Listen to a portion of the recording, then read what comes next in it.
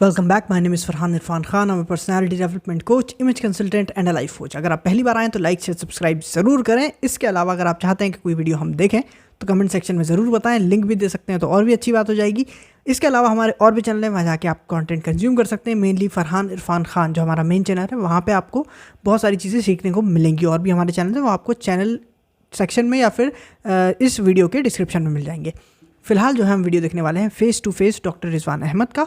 तो Congress confuse on foreign policy, ठीक है। अच्छा, इससे पहले मैं आपको एक इंपॉर्टेंट चीज़ बताता चलूँ, ठीक है। इससे पहले हम वीडियो शुरू करें, एक इंपॉर्टेंट बात है, वो ध्यान से समझना इस चीज़ को, ठीक है। ये बात आप अपने दिल और दिमाग में उतार लें। अगर आप 8 से 10 घंटे 12 घंटे अपनी ज़िंदगी को बेहतर करने के लिए काम नहीं कर रहे, अगर आप अपनी रिस्पॉन्सिबिलिटीज़ नहीं निभा रहे, अगर आप अपनी फैमिली की सिचुएशन को बेटर करने के लिए काम नहीं कर रहे और एक सिंपल सा गोल लेकर नहीं चल रहे, वो ये कि अगर आप टैक्स नहीं भरते, ध्यान से समझना इस बात को, अगर एज ए इंडियन आप इंडिया में रहते हो और अगर आप टैक्स भर नहीं रहे तो वो तो एक तो इम्पॉर्टेंट चीज़ है कि भाई आपकी इनकम इतनी नहीं है, ठीक है। अगर आपकी इनकम उतनी है, नहीं भर रहा है, तो वो तो गलत ही है, ठीक है। लेकिन मैं और दूसरी बात बताने की कोशिश कर रहा हूँ, वो ये कि अगर आप इनकम टैक्स के ब्रैकेट में नहीं आते, उस ब्रैकेट में नहीं आते जहाँ पर आपको टैक्स भरना चाहिए, तो फिर आप कर क्या रहे हो? आपका ये काम है कि बिफोर आपकी जनरेशन बड़ी हो, आपको उसे उस लेवल पे पहुंचाना है कि एटलीस्ट वो टैक्स ब्रैकेट में आ जाए। मतलब ये है कि आपकी इनकम बढ़नी चाहिए, तभी आप टैक्स ब्रैकेट में आओगे, राइट। तो आपका जो मेजॉरिटी ऑफ द टाइम है ना, वो इस बात पे लगा होना चाहिए कि अगर मेरी फैमिली टैक्स नहीं भरती तो किस तरीके से मैं उस लेवल पे आ सकता हूँ कि मेरी इतनी इनकम हो जाए कि मैं भी उस ब्रैकेट में आ जाऊँ। अगर मैं ऑलरेडी टैक्स भरता हूँ तो क्या मैं इस लेवल से, जैसे होता है ना भाई 5% भरते हो, फिर 10%, 15%, 20%, सबसे ज़्यादा 40% है, राइट, जो कि बहुत ज़्यादा है। बट इंपॉर्टेंट चीज़ ये है कि अगर आप ऑलरेडी टैक्स ब्रैकेट में हो तो क्या आपको उसके नेक्स्ट लेवल में जाना चाहिए। अगर आप एज अ बोल सकते हैं हम एडल्ट, अगर हम बोलें तो अगर आप उस लेवल पे काम नहीं कर रहे हो, अगर आपने पूरी लाइफ बिताने के बाद, अपनी नेक्स्ट जनरेशन को हैंड ओवर करने के बाद, अपना फैमिली नेम अगर उसको एक लेवल पे ऊपर नहीं लेके गए, तो फिर आपने क्या किया अपनी लाइफ में। दूसरी इंपॉर्टेंट चीज़ ये समझो कि पॉलिटिक्स जो है ना, वो एक हद तक बहुत इंपॉर्टेंट है, क्योंकि अगर आप बिल्कुल ही छोड़ दोगे तो भी हालात जो है बिगड़ जाते हैं, क्योंकि उन्हें कोई चेक करने वाला नहीं होता। ये इंपॉर्टेंट चीज़ है। लेकिन अगर आपकी लाइफ में पॉलिटिक्स जो है वो इस हद तक इन्वॉल्व है कि आप और कुछ कर ही नहीं रहे हो, आप सिर्फ बात करते हो पॉलिटिक्स के बारे में, आप सिर्फ बात करते हो कि ये लीडर मेरा फेवरेट है, मोदी जी जो है वही बहुत अच्छे हैं, वही अवतार हैं, वही सब कुछ है। देखो, आई रिस्पेक्ट योर फीलिंग, ठीक है, बट द पॉइंट इज कि एक बात मत भूलो, वो ये कि they are politicians and you are a normal citizen, ठीक है। तो एक डिफरेंस है, वो ये पार्टी हो वो पार्टी हो, उसके लिए आप जो हैं वो पब्लिक ही हैं। आप उन्हें बहुत ज़्यादा अपनी लाइफ में इन्वॉल्व कर रहे हो, वो उतना ही कर रहे हैं जितना उन्हें करना चाहिए। उनकी रिस्पॉन्सिबिलिटीज़ हैं, कोई बेहतर तरीके से निभा रहा है, कोई कम तरीके से निभा रहा है, राइट। लेकिन उन्हें इतना मत अपनी लाइफ में इन्वॉल्व करो कि तुम्हारी लाइफ जो है वो पॉलिटिक्स के अराउंड घूमने लगे और तुम अपने मेन मुद्दे से हट जाओ। वो है तुम्हारी रिस्पॉन्सिबिलिटीज़, तुम्हारी अपनी लाइफ जिसे तुम्हें बेहतर करना है, अपना फ्यूचर जिसे तुम्हें बेहतर करना है, ठीक है। ये बहुत इंपॉर्टेंट चीज़ है। तो इसीलिए हमारा जो मेन चैनल है वहाँ पर जाओ, चीज़ें सीखो, अपनी और जगहों से चीज़ें सीखो, अपनी लाइफ को बेहतर करो। ये चलता रहेगा, ठीक है। अब अपन वीडियो देखते हैं। आई होप कि आपको इतनी बात समझ में आ गई हो, ठीक है। कहाँ गया माउस? ओके, अब अपन ये देखते हैं।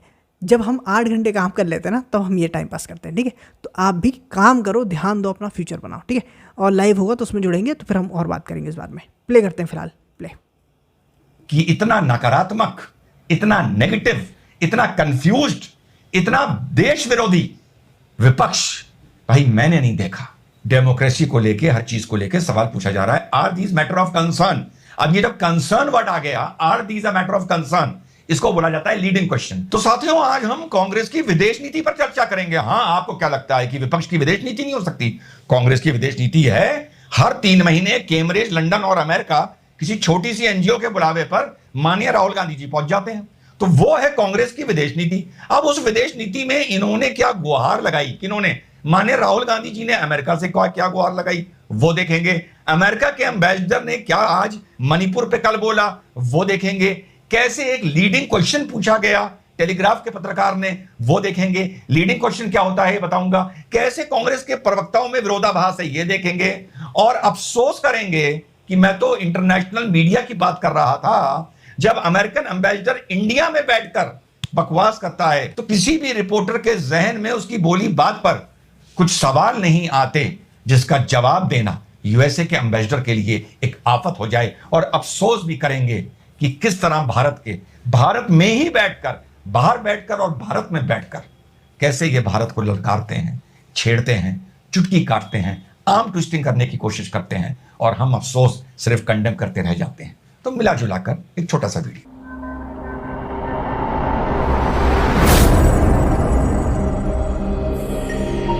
हेलो नमस्कार, सत श्री अकाल, अस्सलाम वालेकुम। कैसे हैं जनाब? धत्तरी की कटर छापो जैक एंड जोन से नई शर्ट खरीदी है। तो साहब आज हम लोग बात करेंगे विपक्ष कांग्रेस की विदेश नीति पर। तो पहले सुनते हैं कि विपक्ष के हमारे राहुल गांधी जी अमेरिका से क्या गुहार लगाते हैं। कुछ दिन पहले, ये मैं पहले भी दिखा चुका हूं, पर घटनाएं थोड़ी आगे जब बढ़ जाती हैं तो पुरानी घटना को एक बार याद दिला देना चाहिए। तो देखते हैं कि राहुल गांधी जी अपने इंटरव्यू में क्या मांग कर रहे हैं अमेरिका से। May I make a comment? Please. May I make a comment? तो वो पहले से सेट है, वो बोलते हैं वो प्लीज प्लीज प्लीज सुनिए। I don't hear anything from the US establishment about what is happening in India. I do not hear anything from the US establishment on what is happening in India. यानी राहुल गांधी जी एक foreign पत्रकार को एक preset interview देते हुए ये बोल रहे हैं कि मुझे कुछ भी अमेरिका की तरफ से सुनने को नहीं मिल रहा है जो भारत में घट रहा है। ये हमारे नेता हैं विपक्ष के। चलिए साहब, ये If you're saying partnership of democracies, I mean, what's your view on what's going on here? अगर ये पार्टनरशिप ऑफ डेमोक्रेसी है अमेरिका और इंडिया के बीच में, तो आपका क्या व्यू है किस मामले में, कि भारत में क्या हो रहा है इस मामले में? ये बोल रहे हैं ये। I mean, so I fundamentally believe that America is a profound idea. The idea of freedom, the way it's encapsulated in your constitution, is a very powerful idea. मैंने अमेरिका को ये बता रहे हैं कि अमेरिका एक पर्याय है, अमेरिका एक क्या बोल सकते हैं उसको, एक उदाहरण है फ्रीडम का, इक्वालिटी का। ये बोल रहे हैं ये, ठीक? You got to defend that idea, and that's the real question. India has to do with that's the real question. यानी राहुल गांधी जी अपनी कांग्रेस की फॉरेन पॉलिसी में अमेरिका को इनवाइट कर रहे हैं और प्रोवोक कर रहे हैं, इनकरेज कर रहे हैं कि आप भारत के मामलों में क्यों नहीं बोलते। ये बात पुरानी है, करीबन 6-7 महीने की पुरानी बात है, ज्यादा पुरानी नहीं है। हर 3 महीने बाद कोई ना कोई विदेश की धरती पर जाकर एज पर फॉरेन पॉलिसी इनको बकवास करनी है। in its self-interest, right? And that's what will guide us. But as a people, we are committed to a democratic vision. So I myself am not entirely convinced about the sort of autocratic vision that is being promoted. The autocratic vision which is being promoted in India, ये राहुल गांधी जी अपनी foreign policy में बाहर जाके फिर बोलते हैं। ये भी आप लोग सुन चुके होंगे। आगे चलते हैं। the structures of our democracy are under brutal attack. The media, the institutional frameworks, judiciary, parliament, these are all under attack. And we were finding it very difficult to put the voice, our own voice, and also the voice of the people. सुना आपने कि पूरा हमारा media, judiciary, machinery, institutions सब under attack हैं। ये भी इनकी फॉरेन पॉलिसी का एक हिस्सा है, जो मैंने आपको बताया कि हर 3 महीने बाद जाकर बाहर किसी इकोसिस्टम के हिसाब से, किसी एक एनजीओ के आधार पर कहीं भी जाकर इनको ये बयान हर 3 महीने में एक बार देने हैं। ये बयान आगे जाके बड़ी इंटरेस्टिंग चीजों से जुड़ते हैं, इस बार इनको कंपाइल किया। साथियों, 2 दिन पहले अमेरिका के मिस्टर एरिक से एक प्री सेट टूल किट के हिसाब से टेलीग्राफ के पत्रकार ने एक सवाल पूछा, माइनॉरिटी राइट्स को लेके, मणिपुर को लेके, क्रिश्चियंस के अगेंस्ट जो एट्रोसिटीज हो रही है उनको लेके। मैंने पहले आपको बताया था, जब आप सवाल सुनेंगे और गौर से सुनिएगा, ऑडियो थोड़ा क्लियर नहीं है, इसको लॉ में बोला जाता है लीडिंग क्वेश्चन। लीडिंग क्वेश्चन का मतलब यह होता है कि आपके सवाल में उस जवाब के अंश होते हैं जो जवाब आप सुनना चाहते हैं, उसको लॉ की भाषा में बोला जाता है लीडिंग क्वेश्चन। तो टेलीग्राफ के हमारे, आप सब समझ गए होंगे, टेलीग्राफ जो एक बहुत बड़े टूल किट का हिस्सा है फिलहाल भारत के खिलाफ और नरेंद्र मोदी जी के खिलाफ, वो देखिए यूएसए के एम्बेसडर से, यानी कोई लेना देना नहीं है, क्या सवाल पूछ रहे हैं। Their concerns are also about the kind of democracy that we have. You would hear terms like, but illiberal Democrats, and these are all decoded in the US media itself. So, are these matters of concern? Of course, and thank you for the question. Democracy को लेके, हर चीज को लेके सवाल पूछा जा रहा है। Are these matter of concern. अब ये जब कंसर्न वर्ड आ गया, are these a matter of concern, इसको बोला जाता है लीडिंग क्वेश्चन। आपने सवाल में ही अपना जवाब छुपा के फेंका, जो आप चाहते हैं कि उधर से जवाब आए। वैसे सवाल और जवाब पहले से सेट होगा, ये बात तय है, पर फिर भी मान लेते हैं अगर सेट भी नहीं था तो लीडिंग क्वेश्चन अगर आप किसी से पूछो तो अधिकतर आपको वो जवाब मिल जाता है जो आप सुनना चाहते हैं। अब आप देखिए साहब, यूएसए के एम्बेसडर साहब क्या ज्ञान दे रहे हैं भारत में बैठ के ही भारत को, पहले आपने सब सुन लिया, राहुल गांधी कैसे यूएस के ओपिनियन को इनवाइट कर रहे हैं कि आप भारत के मामले में बोलिए, बाहर जा जाके जो वो भारत की फज्जत कराने की सोचते हैं, ये बात हर अवेयर हिंदुस्तानी को पता है। अब यूएसए के एम्बेसडर क्या बोल रहे हैं, जरा सुनिए, एक एक शब्द पकड़ के चलिएगा। Let me speak about Manipur first, which is that we pray for peace there. When you ask, does it concern the United States? I don't think it's about strategic concerns. I think it's about human concerns. I think all of us. Manipur को लेके America के president ambassador बोल रहे हैं कि ये strategic कोई बात नहीं है, कोई पॉलिटिकल जियोपॉलिटिक्स की बात नहीं है, इसमें ह्यूमैनिटेरियन बात है, इसमें ह्यूमन लाइफ का लॉस हो रहा है, इस मारे हम कंसर्न हैं। All of us.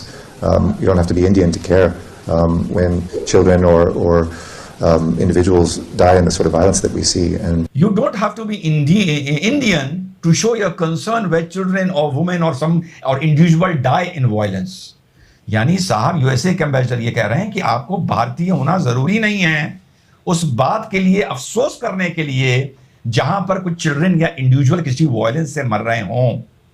मैंने तो आपसे बात की थी अंतरराष्ट्रीय मीडिया की, मैंने तो आपसे बात की थी कि उनके देश में जाके उनके मुंह में माइक लगाओ, उनके प्रवक्ताओं के माइक लगाओ और पूछो, उनके देश में, बात समझिएगा जो मैं बात कर रहा था। लेकिन यूएस एम्बेसडर इंडिया में बैठ के ये बोल रहे हैं और कोई रिपोर्टर ये माइक लगा के पूछने वाला नहीं है कि साहब जो आप ये बात बोल रहे हैं, you don't have to be an Indian to show your concern about dying individuals और चिल्ड्रेन।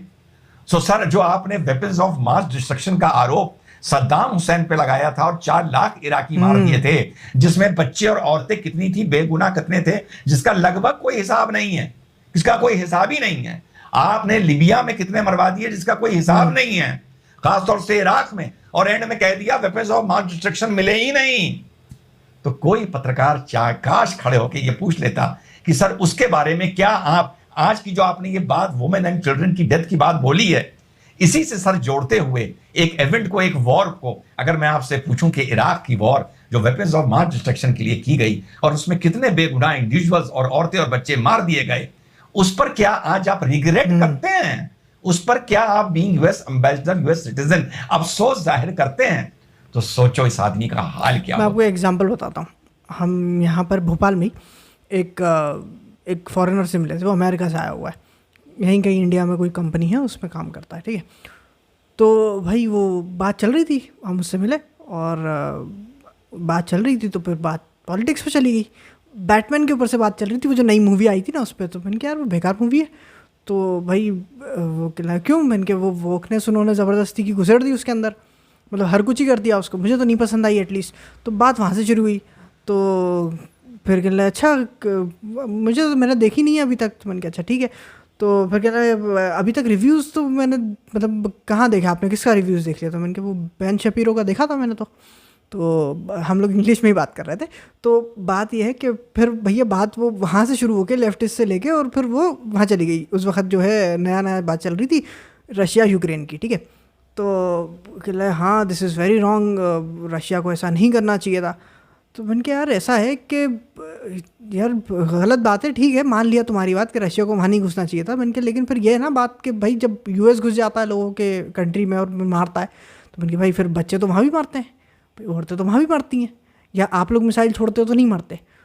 तो बस फिर इसी पे बहस होने लगी, बात हुई थोड़ी देर, उसने कुछ बोला नहीं ज़्यादा, फिर उसके बाद जो है वो मुँह बना के चले गए, ठीक है। और उसके आई थिंक 1-2 हफ्ते बाद ही वो अर्नब का जो बड़ा हिट हुआ था ना, अर्नब गोस्वामी फ्रॉम क्या नाम है, रिपब्लिक न्यूज़, वहाँ से, तो वो उनका वो जो है उनका बड़ा वायरल हुआ कि साहब डोंट लेक्चर अस, वो वाला जो वीडियो था। तो 1 हफ्ते बाद ही वो आ गया, ठीक है। तो मतलब ये है कि जो मैं बोल रहा था कि वहाँ पर न्यूज़ चैनल पे जो इंडिया में जो कुछ न्यूज़ चैनल जो सवाल पूछ रहे थे वही ग्राउंड लेवल पे हम लोग भी पूछ रहे थे, ठीक है। अगर हमें कोई अमेरिकन मिल जाए और बात हो रही थी, तो कहने का मतलब ये है कि इनसे पूछना पड़ेगा कि साहब जो आप मसीहा बने फिरते हैं ना और इंडिया को लेक्चर देते हैं ह्यूमैनिटेरियन और इस सब के बारे में, तो पहले अपने गिरबान में झाँक लो। ये जो नैरेटिव आप लोग चला रहे हो कि साहब रशिया घुस गया, ये बहुत गलत हो गया, और हम जो जा रहे थे तो हम तो बिल्कुल जो है हमारी मिसाइल से एकदम देख के मारती हैं, तो वो ना चलाएं, ये नैरेटिव बेकार है। मैंने उनसे भी यही कहा, मैंने कहा ये नैरेटिव जो बेच रहा है ना ये बिकेगा नहीं। आप किसी और एंगल से अगर उस वॉर को आप कवर करना चाहें तो वो हो सकता है, वो पॉसिबिलिटी है, बट आप ये एंगल नहीं चला सकते ह्यूमैनिटेरियन और इस चीज़ पे नहीं चला सकते आप, क्योंकि आप खुद पहले उसकी धज्जियाँ उड़ा चुके हो, ठीक है। अच्छा, एक और इम्पॉर्टेंट चीज़ ये है कि मणिपुर में जो वायलेंस हुआ और ये सब हुआ है, नहीं होना चाहिए था। ऑब्वियसली हर सैन इंसान यही बोलेगा नहीं होना चाहिए था। दूसरी बात ये कहीं ना कहीं हमारी गलती है, और गलती है कि हम आज तक, मतलब देखो, हम एक इंडिविजुअल सिचुएशन को लेकर ना बड़ा ही इमोशनल हो जाते हैं कि सब ये बड़ा गलत हुआ, लेकिन हम ना उसके ऊपर परमानेंट सोल्यूशन नहीं लगाना चाहते। परमानेंट सोल्यूशन मालूम है क्या है? परमानेंट सोल्यूशन बहुत गहरा है और बहुत ही, जिसे कहते हैं ना, थोड़ा लॉन्ग टर्म है वो। और वो ये है कि आपको सीरियस, मतलब जिसे कहते हैं ना बिल्कुल सीरियस, आपको पुलिस रिफॉर्म्स की ज़रूरत है। ये सारी चीज़ें बहुत लेवल तक ख़त्म हो जाएंगी अगर आपके पुलिस रिफॉर्म्स आ गए। क्यों? क्योंकि कई बार ऐसा होता है, और हम ये देख चुके हैं, हम मूवीज़ में देख चुके हैं यार, इतना खुला मूवीज़ में बता चुके हैं हमारे यहाँ। जिस बॉलीवुड को हम बुरा बोलते हैं वो सामने बता चुका है आपका कि पॉलिटिशियंस क्या करते हैं। ठीक है, they don't allow the police कि आप एक्शन लो जाके। ईमानदारी में बताऊँ आपको, अगर पुलिस वाले चाहें, अगर अपनी पे आ जाए, तो पुलिस डिपार्टमेंट इतना ज़्यादा केपेबल है ना कि हिम्मत नहीं है किसी की कि कोई कुछ कर दे। ये करवाते भी पॉलिटिशियंस हैं, इसे बढ़ावा भी वही देते हैं और फिर उसे रोकने भी वही नहीं देते, because of bigger game, right, जो उनके लिए चल रहा होता है। माना कि प्रॉब्लम्स हैं, कम्युनिटीज़ में क्लैशेस होते हैं, सब चीज़ें हैं अपनी जगह, डिफरेंट वेरिएबल्स हैं उसके अंदर, लेकिन जो रोकने वाली शक्ति है ना, वो उसे एक्ट नहीं करने देते सही टाइम पे या सही तरीके से। तो वो सारी चीज़ें ख़त्म हो जाएंगी जब आप पुलिस को उनके चंगुल से छुड़ा लोगे। आप जब पुलिस को इंडिपेंडेंटली और सही तरीके से लॉज के अंडर काम करने दोगे, अभी क्या है, दिक्कतें बहुत हैं, राइट, तो वो एक बड़ा मसला आ जाता है। आगे चलते हैं। ये इसमें जरा सी भी शर्म होती तो वहीं डूब के मर जाता। सोचो इसका हाल क्या होता। सिर्फ एक सवाल से इस एम्बेसडर की सारी हेकड़ी निकल सकती थी। अफसोस कि भारत में भी किसी पत्रकार ने घुमाकर यह सवाल नहीं पूछा। आगे चलते हैं। You see, and we know that peace is the precedent for so many other good things. There's been so much progress in the Northeast and in the East here. The country has done some remarkable things in recent years, and those can't continue without peace. So we stand ready, willing, able to assist in any way if asked. But we know this is an Indian matter, and we pray for that peace. ये कह रहे हैं कि साहब अगर हमसे कहा जाएगा तो इसमें हम पीस के लिए इंटरफियर कर सकते हैं। हाय हाय, किसी पत्रकार ने इराक के वेपन्स ऑफ मास डिस्ट्रक्शन पे इनसे सवाल नहीं पूछा। हाय हाय, अभी 4 दिन पहले 9 जज सुप्रीम कोर्ट ऑनरेबल यूएसए की, अमेरिका के सुप्रीम कोर्ट की बेंच ने जो अफ्रो अमेरिकन को और नेटिव्स को यूनिवर्सिटी में प्रायोरिटी मिल रही थी, रिजर्वेशन मिल जाता, उसको जो इलीगल डिक्लेयर कर दिया, उस पर किसी ने सवाल नहीं पूछा। किसी ने खड़े होकर सवाल ये नहीं पूछा कि सर क्या आप हमको अश्योर कर सकते हैं, being Indians and you are the pillar of democracy and फलाना फलाना, कि आपकी पुलिस अफ्रो अमेरिकन से डील करते हुए कुछ रिस्ट्रेन दिखाएगी और आने वाले फ्यूचर में हमको अफ्रो अमेरिकन की डेथ देखने को नहीं मिलेगी, क्योंकि वो भी एक ट्रेजेडी है जैसे मणिपुर एक ट्रेजेडी है। कितनी तमीज से जर्नलिज्म के दायरे में रहते हुए हम इन लोगों को इनकी औकात बता सकते हैं। लेकिन मुझे ताज्जुब है कि या तो ये चीज फिक्स्ड है या ये प्रोटोकॉल है या कुछ भी है, पर कुल मिला के इतना समझ में आता है कि वहां की छोड़ो, जो मैं सजेशन दे रहा था, हमें हमारे देश में बैठकर ये अगर कुछ बोलें तो हमें उसका जवाब देने की हिम्मत हमारे अंदर नहीं है। और चलते चलते राहुल गांधी अमेरिका से कह रहे हैं, मैंने आपको सुनाया, कि हमारे मैटर में इंटरफियर करो, क्यों चुप हो, पार्टनर ऑफ डेमोक्रेसी है, तुमको बोलना चाहिए। और कांग्रेस पार्टी के सांसद, वरिष्ठ प्रवक्ता क्या बोल रहे हैं ये भी सुन लीजिए। अमेरिकी राजदूत का सवाल है, देखिए भारत में कई चुनौतियां आई, पंजाब में, जम्मू कश्मीर में, उत्तर पूर्व में, पर भारत ने कभी अपने आंतरिक मामलों में किसी भी बयान की सराहना नहीं की है या उसको एक नकारात्मक दृष्टि से ही देखा है। अमेरिका में गन वायलेंस होती है, बहुत से लोग मारे जाते हैं। हमने कभी अमेरिका को ये नहीं कहा कि हमसे आप सीख लीजिए। यही बात ओबामा की बात के टाइम पर कौन बोल रहा था? आपका भाई face to face doctor Syed Rizwan Ahmad advocate बोल रहा था कि तुम्हारियां जो रेसिज्म है, तुम्हारियां जो गन कल्चर है, तुमने जो नेटिव्स के साथ किया है, तुम्हारा जो अफ्रो अमेरिकन के साथ होता है, बेटा तुम वो देखो तो कुछ गटर छाप मुझे गाली देने लगे। अब कांग्रेस का प्रवक्ता यही बोल रहा है। अब कांग्रेस की विदेश नीति समझ में नहीं आती है। कांग्रेस का मुखिया विदेश जाके ये बोल रहा है कि अमेरिका भारत के मैटर्स में इंटरफियर क्यों नहीं करता है। टेलीग्राफ का पत्रकार लीडिंग क्वेश्चन जानबूझ के वो पूछ रहा है, शायद जो उसको सिखा के भेजा गया है कि उधर से वही जवाब आएगा जो एक भारत को कटघरे में खड़ा करेगा और भारत के मैटर में एक रास्ता खोलेगा कि अमेरिका इंटरफियर करे। और कांग्रेस का वरिष्ठ प्रवक्ता बोल रहा है कि भाई अमेरिका को भारत से क्या लेना देना। तो अफसोस 2 बातों का है। पहली बात कि इतना नकारात्मक, इतना नेगेटिव, इतना कंफ्यूज्ड, इतना देश विरोधी विपक्ष भाई मैंने नहीं देखा। और दूसरा कि अफसोस कि मैं तो कहता था वहां जाके इनसे टेढ़े सवाल पूछो और इनको इनकी औकात बताओ और दुनिया को दिखाओ कि तुम जब सवाल पूछते हो इनके पास देने को जवाब नहीं होता। पर देख के बड़ा अफसोस हुआ एज एन इंडियन कि अमेरिका का एम्बेसडर भारती में बैठकर भारत को जान माल की अहमियत और पिलर ऑफ डेमोक्रेसी क्या होती है और फलाना और दिल दुखता है और कोई भी कहीं मरे उसके लिए आपको भारतीय होने की जरूरत नहीं है, यह ज्ञान बांट रहा है। और एफ्रो अमेरिकन पर, नेटिव अमेरिकन पर, उनके यूनिवर्सिटी में रिजर्वेशन को लेके और वेपन्स ऑफ मास डिस्ट्रक्शन को लेकर जो अमेरिका और यूरोप ने, नेटो ने पूरी दुनिया से झूठ बोला और 4-5 लाख इराकी मार दिए, उस पर सवाल पूछने वाला भारत में ही अमेरिकन एम्बेसडर से हमारे पास कोई पत्रकार नहीं है। बड़ा अफसोस होता है। जय हिंद, वंदे मातरम, खुदा हाफिज़। खैर यही मसले हैं और बड़े सीरियस मसले हैं। अगेन मेरा यही आपको सजेशन रहेगा कि भाई पॉलिटिक्स में उतना ना घुसें जितने की ज़रूरत नहीं है। हम वीडियो ज़रूर देख रहे हैं बिकॉज़ थोड़ा सा वीडियो देख लेते हैं जब फ्री होते हैं, राइट। बट इसका मतलब ये नहीं है कि पूरे दिन हमारे दिमाग में यही चलता रहता है कि नहीं साहब पॉलिटिक्स है और यूँ हो रहा है और ये वाली पार्टी अच्छी है और ये लीडर बहुत अच्छा है और उनके गुणगान चल रहे हैं। ऐसा कुछ नहीं है, ठीक है। अपने काम पे ध्यान दो, अपने मसलों पे ध्यान दो, वो ज़्यादा इंपॉर्टेंट है। ये सब चल रहा है और चलता ही रहेगा, ठीक है। देखो क्या है कि जिसके पास एक्चुअल में पावर है वो जब कुछ करेंगे तो हो जाएगा, ठीक है। आप सिर्फ बोल सकते हैं, आपने बोल दिया ना, 2 मिनट लगते हैं कमेंट सेक्शन में लिखने में, आपने लिख दिया ना, बस बैक टू योर वर्क, ठीक है। ये इंपॉर्टेंट चीज़ है। बाकी आई डोंट थिंक कि राहुल गांधी जी या पर्टिकुलर पार्टी पे अपन को कमेंट करना चाहिए। बट हाँ ये बात सही नहीं लगती कि आप जो है बाहर की कंट्री से कहोगे आप इंटरफेयर करें। भाई आप इतनी बड़ी पार्टी के नेता हो, आपकी इतनी बड़ी पार्टी है, आपको ज़रूरत नहीं कहने की, आप है ना विपक्ष में।